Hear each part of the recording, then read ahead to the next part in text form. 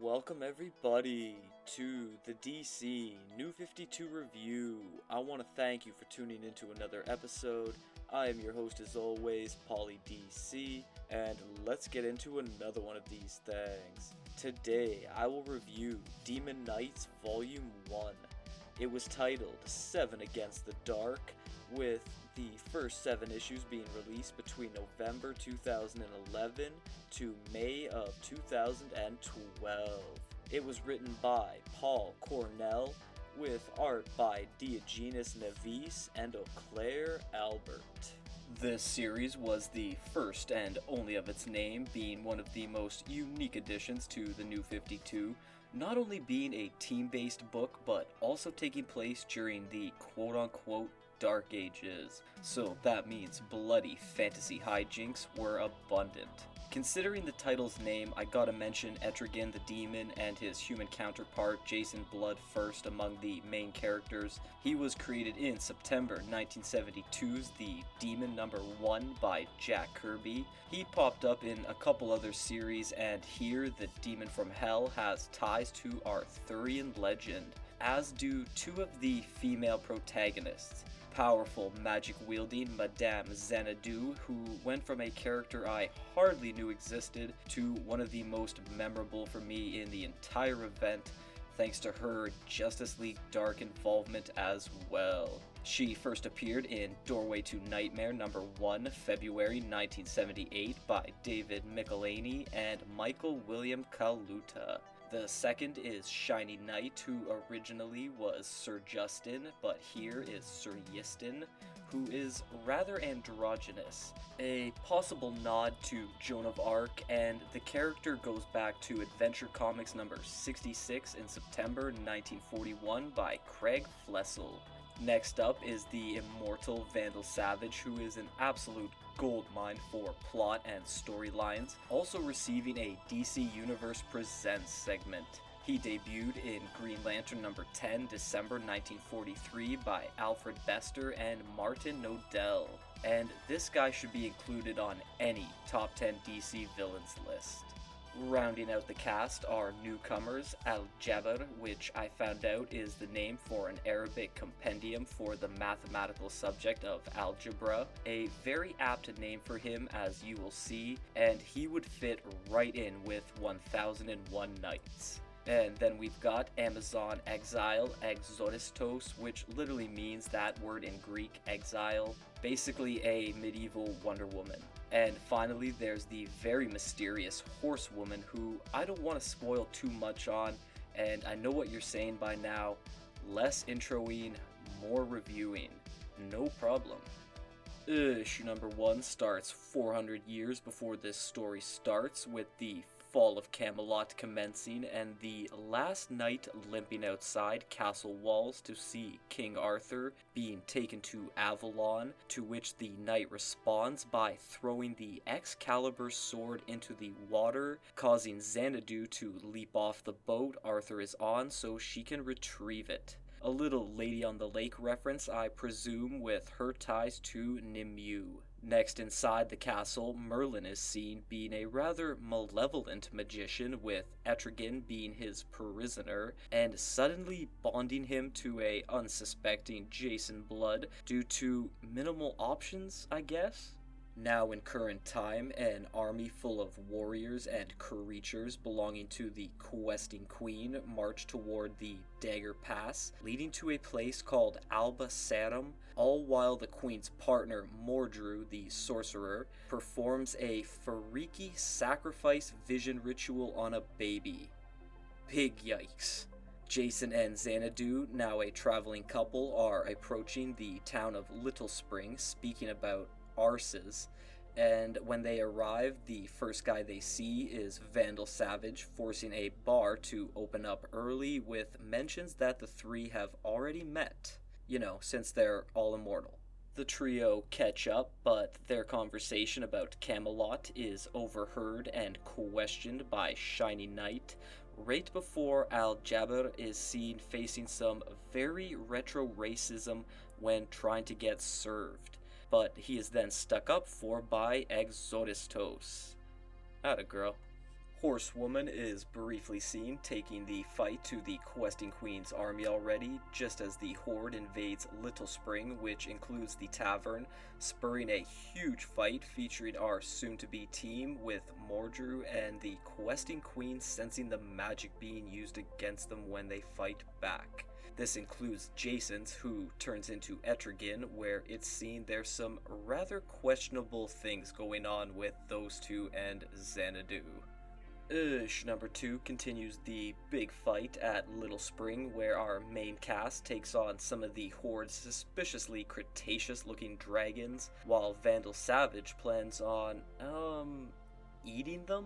He is a caveman after all. Everyone else shows how deadly they are, with Etrigan getting the most memorable moment in the classic looking like he's gonna be eaten, but then emerges in a huge pile of blood and guts. The townsfolk are quick to thank the group while sort of introducing them to Horsewoman when she shows up, and we meet town higher-ups Osric and Ulrich. Vandal Savage then gives some history snippets of his years back when the Goths defeated Western Rome, and also his time with the Horde, mentioning that they are ruthless and evil. So Etrigan snags Xanadu, flying away from any more quarrels, but too bad for him, a winged division of the Horde attack them. Same goes for Horsewoman at Dagger Pass when she's ambushed by huge armored dragons, but that's not enough for the Questing Queen and Mordru seen discussing battle plans, with the choice being made to eviscerate Little Spring and everyone there. First comes the opening fire attacks, followed by an arrow barrage and retreating Etrigan with Xanadu. Shining Knight jumps on their winged horse called Vanguard here, originally Winged Victory, and they assist the Demon and Miss X, seen saying that she must make a sacrifice to prepare more magic. Better make it fast because the second fire attack is coming and it's rather immense. Issue number 3 begins with Xanadu's magical sacrifice coming to fruition, with her going from ambrosial sorceress to ancient husk, in return for the massive flame attack being repelled and reflected onto the Horde. So Etrigan takes out some rage on a non-magic believing priest in front of Al-Jabir. Shiny Knight comes crashing in on fire, and with help from Exoristos, Vanguard is saved. However, Vandal Savage is already noticing the air may be clear, but now a large cavalry unit is approaching. But then a magic barrier appears around Little Spring thanks to Xanadu. Horsewoman is seen still on the outside, hauling ass from the armored dragons, but then somehow just appears mysteriously beyond the barrier next with warnings. So Vandal Savage's plan is pretty simple. Try and fight it out. Jumping quick to the questing queen, she's spying on Mr. Savage through her mystical looking glass, while Mordru seems to be holding a doll of Xanadu. Alright. Back to the team. Etrigan is mentioning that he grows weak on Earth, so he changes back to Jason, who immediately begins to fondle Xanadu, even though she tells the demon that she's really in love with him. Boy oh boy. Exoristos and Sir Yistin leer on at them while preparing a wooden defensive wall. Should have dug a ditch in front of it, but anyway. Al-Jabir is speaking with Osric and Ulrich, and then asking about Father Theod, who is seen not being able to deal with his wound from Etrigan and perishes in his parish.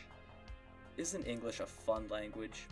Vandal Savage is trying to train the people of Little Spring for battle as he reminisces of his Cro-Magnon roots. Horsewoman and Sir Yistin chat about their horses, and Exoristos meets a young, eager-to-help girl who she befriends, and then for some reason thinks it's a good idea to encourage her to try and sneak past the Horde as a warning messenger to Alba-Saddam after the girl presents the suggestion. A seriously atrocious plan indeed. because as she asks Sir Yiston their purpose of life right now, and Vandal Savage is getting yelled at by a kid for writing his people off, which now gets him to shout for a captain. Some of the Horde's troops approach the defensive wall with violent threats, and the severed head of the young messenger girl. Holy shit. Issue number 4 opens on a very pissed Shiny Knight looking on at what the Horde did, and Exodistos admitting that she was the one that sent Odoflida to her death. This issue then becomes an origin tale for Shiny Knight as they begin to convulse and dive into a vision of a wandering Merlin who is said to be much more than a mere magician. We're getting into deityhood here. He's seen offering the Holy Grail with it having ties to the entire cosmos. Sure, why not? And this takes the two back to when Sir Yiston was killed at the Fall of Camelot, where they drank from the Holy Grail, thus becoming a nomadic immortal warrior for Merlin. But when needed, would take century-long rests in the earth, until one time Solitude was chosen under a very special tree that gave them untold new powers. Merlin next explains how he lost the Holy Grail, or rather forgot that he put it in a box with a logo used in the Circle of Eternity, who will be seen when I review Shazam, and he did this because of beasts from another universe and Stormwatchers. Yes, this title and that one are connected. But anyhow, Merlin forgot that he threw the Grail box into a volcano, Lord of the Rings Mount Doom style. Shiny Knight is then seen opening that box in the future, quite Pandora-like, and also becoming a vampire. Okay. This is becoming a lot to take in, so as Sir Yiston cries with Merlin renewed with purpose, I will briskly mention that this version of the character was conjured up by Grant Morrison and Simone Bianchi in Seven Soldiers Shiny Knight number 1, August 2005. Vandal Savage, Jason, and Exodistos are trying to wake Sir Yiston, and when finally awoken, they yell the team's soon-to-be name. Also coinciding with the questing queen waking from a slumber, saying that her quest is to find the Holy Grail. Finally, the barbarian that killed Odoflida is put down by Horsewoman, much to the joy of Exodistos, except Horsewoman then puts an arrow through her gut next. What? Issue number 5 continues right from the previous one with a badly wounded and equally stunned Exodistos looking on at the arrow inside of her thanks to Horsewoman. Now, potentially taking out one of your heavy hitters at the dawn of battle was an extremely dumb move. At least wait until after the fight to do it. How on earth did you think this was a smart idea? I don't know and I don't care. We see Ulrich crying because Odoflida was his daughter. Osric continues to show discontent for the Demon Knights. The boy Vandal Savage has talked to tries to rally the warriors, and Al-Jaber is fighting Jason, thinking that he has a say in what Etrigan does, so Xanadu then has to come out to settle everything down. She takes Exodistos for medical treatment, where their version of a girl talk commences, all while the questing queen and Mordru discuss their next move, which involves using a special glass ball to project themselves in spirit mode so they can approach each of the 7 members individually. Vandal Savage and Al-Jaber are spied on as they do whatever they can to prepare Little Spring. Mordru offers Exodistos and her gnarly-looking chainclaw weapon a chance to go back to Themyscira, but she denies him, so he gives Al-Jaber a try next, who uses some simple reverse psychology on the sorcerer with some choice words for him eliciting a verbal tantrum where he slips up, revealing that he provides certain integral power to the questing queen. Speaking of her, she's spying on Sir Yiston, who seems to sense it, and they also have long history. Finally, she tries Jason under the guise of Merlin, which accomplishes nothing since he just rages out, turning into Etrigan, and tries to attack the questing queen. Mordru's last try is with a resting horsewoman, now seen to have a highly unique saddle, and he is very fascinated by this woman, offering her a chance to walk again, a big hint that she's paralyzed, but she turns him down cold, firing an arrow which somehow lands in the chamber of the villainous duo, and they do not take this lightly, planning their attack for daybreak. What about Vandal, you ask? Well, he first gets caught deserting by the boy that he spoke to multiple times, so that loses the kid his life. Huge yikes there, but moving on, as the sun rises and the horde awaits, the Demon Knights prepare for battle, minus Vandal, who has returned to the questing queen, like prophesized by her, she claims, and he is quick to grope her, oh boy, which apparently got him kicked out the last time. For now though, he calls upon an old lieutenant, Cassius, to release the Wallbreaker, aka a gigantic Triceratops. Issue number 6 kicks off the huge two-part final. As Wallbreaker charges ahead, our team awaits its arrival, and while in thought, they notice Osric plus a group of others try to surrender, only to get promptly riddled with arrows. Shocking. Exodistos then decides to make the opening offensive strike, leaping over the barrier wall to take on the massive Triceratops thing with her warhammer, subduing it with a single strike, and as she challenges Vandal Savage one-on-one, he would rather the interaction be of a different kind. So instead, he sends in another attack unit.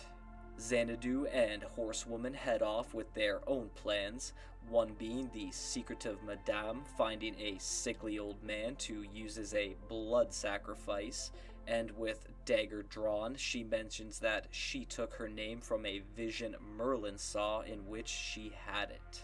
Xanadu is actually part of an opium-induced poem by Samuel Taylor Coleridge that I mentioned in my Justice League Dark Vol.1 review.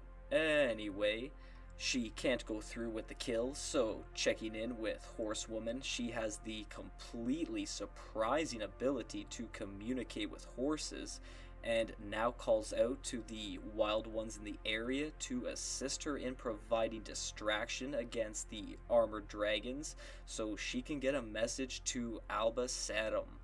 An intense chase goes down with her getting wounded, nearly burned to death, and even losing the horse she's been on up to this point named Breaker, but her magic saddle then takes over, getting her to a new horse, however not out of danger. Al-Jaber provides help for Exodistos on the front lines with arrow weapons he created, skewering a bunch of dino lizard fighters, but that's not enough as she's still overpowered and has to be rescued by Etrigan before being cut to pieces. The winged vanguard finds Sir Yiston, saying Horsewoman may make it to Albasatum. For now though, Mordru and the questing queen speak of their continued use for Vandal Savage, even though they plan to kill him, and while he calls in a cavalry charge, Shiny Knight rallies the Demon Knights to keep fighting, which they do, and Xanadu looks to have a plan while Exodistos is tended to, asking Etrigan if he can speak with Jason. Issue number 7 is the last one in this volume, beginning with Jason in Hell. No, not that Jason. Jason Blood, and among all the fiends and beasts, he is looking for Father Theode, the priest Etrigan killed earlier and has now placed there, even though he is an innocent of sin. Important because as the Demon Knights tear apart the Horde, they get a big backup boost from Xanadu, who consumes the tears of Father Theode straight out of hell thanks to Jason and Etrigan, which returns her to normal looks with serious power. Please don't ask how that works since I have no good answer. Over to Vandal Savage, he's revealed to the Horde soldiers who follow him that his plan was to rob the army's loot all along, but the second they try to steal anything, Mordru and the Questing Queen know it, ordering a peppering of arrows onto the defectors, causing Vandal to use his old buddy Cassius as a human shield while escaping the fiery field of death. Huh. You're telling me a guy with that name isn't totally out for himself? Let me tell you, I am baffled. Horsewoman is briefly seen, hardly having made it to Albasadum to spread warning, which is during Al-Jaber, Etrigan, and Exodistos kicking major Horde ass. This finally brings forth Mordru and the Questing Queen into the fight head-on, with Shiny Knight taking her on blade to blade, and it's magic on magic with Mordru and Xanadu. She is good, but he appears better, but who really knows when it comes to this stuff? Vandal returns to the team, claiming to Al-Jaber and Etrigan all his actions were planned as he chops down a bunch of the Horde. Yeah, the demon's comment here says it all.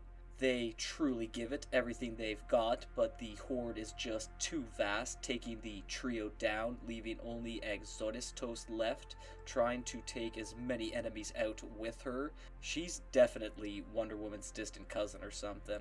Shiny Knight falls victim to a Soap Mactavish knife throw because the Questing Queen played possum, except she can't finish them off because Horsewoman arrives with the forces of Albasadum, getting the Horde to retreat, and as the team members are found by a war captain, they look on at what is clearly a Pyrrhic victory. Alright. The plot for this story just hit all the right notes. The entire premise, beat in which it moves, character selection. I seriously appreciate the whole endeavor this series was trying to establish. A solid build-up to an epic conclusion with some excellent action sequences.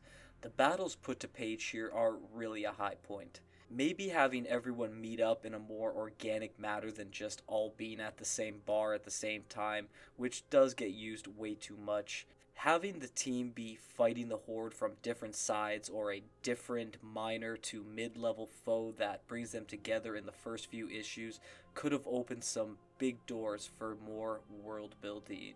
I'm quite fascinated by Arthurian legend, but expanding into other aspects I think would have benefited such an out-of-the-norm New 52 title like this one. The dialogue reads really well. Accurate to how people spoke back in those days is up to debate, but in terms of balancing casual, serious, and humorous interactions, comments, and conversations, this is a team title that doesn't want you hearing less from some and more from others. Even Etrigan's rhyming speech didn't come off silly. This is absolutely an example of a fun, simple script making the story that much more fun to read. For the art last, the characters, the backgrounds, they all have great detail and completely distinctive looks. Something about Sir Yiston being drawn with the shaded eyes, I really like that.